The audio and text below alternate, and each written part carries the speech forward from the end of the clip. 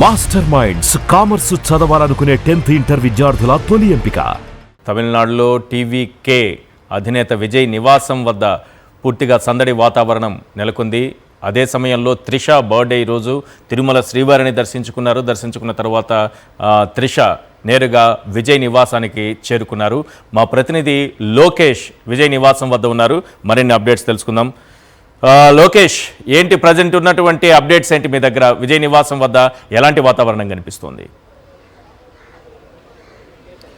ఈశ్వర్, ఉదయం 8 గంటల ప్రాంతంలో కౌంటింగ్ ప్రక్రియ ప్రారంభం అయిన గంట సమయం తర్వాతే, అంటే ఈవీఎంల కౌంటింగ్ మొదలైన తర్వాత ఎర్లీ ట్రెండ్స్ బయటకు వచ్చాయి. ఎర్లీ ట్రెండ్స్లో టీవీకే దూసుకు వెళ్తున్నటువంటి నేపథ్యంలోనే ఒక్కసారిగా కూడా మ్యాజిక్ ఫిగర్ దగ్గర అవుతుంది అనేటువంటి అంచనాలకు వెళ్ళాయి. ఇంతలోపలే అధికార యంత్రాంగం మొత్తం కూడా అలర్ట్ అయింది.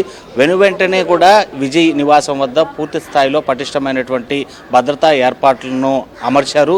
దాదాపు 3 అంచెల భద్రత. అంటే విజయ్ ఇంటికి చేరుకోవాలంటే ఖచ్చితంగా ఐడి ఒకటి చూపించాల్సి ఉంటుంది. మీడియా పర్సన్ కానీ లేదా సెక్యూరిటీ కానీ మాత్రమే అలౌడ్ ఉంటుంది. సాధారణమైనటువంటి అభిమానులకు కావచ్చు లేదా కార్యకర్తలకు కావచ్చు ఎవరికి కూడా అలౌడ్ లేదు. ప్రస్తుతం విజయ్ ఇంట్లోనే ఉన్నారు. తన బంధువులు అదేవిధంగా ముఖ్యమైనటువంటి వ్యక్తులతో కలిసి విజయ్ లోపలే ఉన్నారు. కొద్దిసేపటి క్రితమే నటి త్రిష కూడా ఇటు విజయ్కి ఏదైతే ఇప్పటికే దాదాపు మ్యాజిక్ ఫిగర్కి చేరువుగా ఉండేటువంటి ట్రెండ్స్లో జరుగుతున్నటువంటి నేపథ్యంలోనే అభినందనలు విశేష చెప్పడానికి త్రిష కూడా ఇక్కడికి చేరుకున్నారు. ఆమె కూడా లోపలే ఉండేటువంటి పరిస్థితి.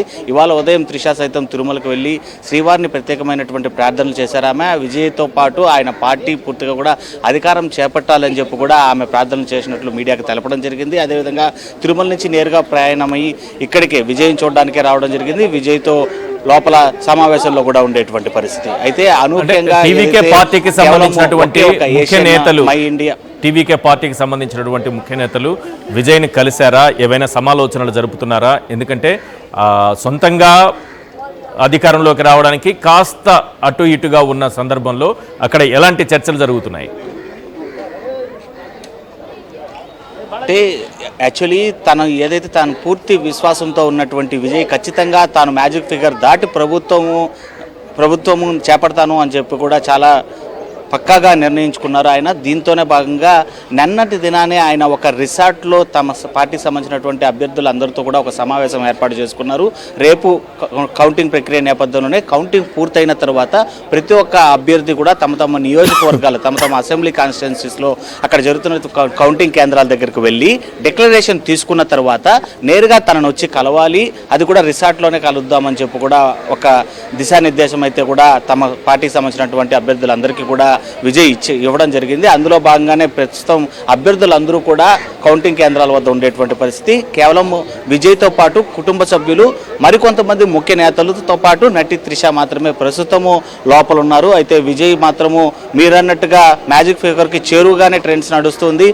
ఇన్ కేస్ మ్యాజిక్ ఫిగర్ని టచ్ చేయలేనటువంటి పక్షంలో ఏ పార్టీ యొక్క మద్దతు తీసుకోవాలి, ఇటు ఇప్పటికే సంప్రదింపులలో ఉండేటువంటి కాంగ్రెస్ కావచ్చు, సిపిఐ సిపిఎం కావచ్చు, అదేవిధంగా పిఎంకే కావచ్చు, ఈ పార్టీల మద్దతు కనుక తీసుకుంటే ఖచ్చితంగా దాదాపు 110 స్థానాల్లో ఇప్పటికే లీడింగ్లో ఉండేటువంటి నేపథ్యంలో కావాల్సి వస్తే కేవలము 8 లేక 7 స్థానాలు అంటే 7 మంది అభ్యర్థుల యొక్క మద్దతు మాత్రమే కావాల్సి ఉంటుంది. దీంతో ఇప్పటికే దాదాపు కాంగ్రెస్ 5 స్థానాల్లో ముందంజలో ఉంది. అదేవిధంగా సిపిఐ 2 స్థానాల్లో ముందంజలో ఉంది, సిపిఎం 1 స్థానంలో ముందంజలో ఉంది.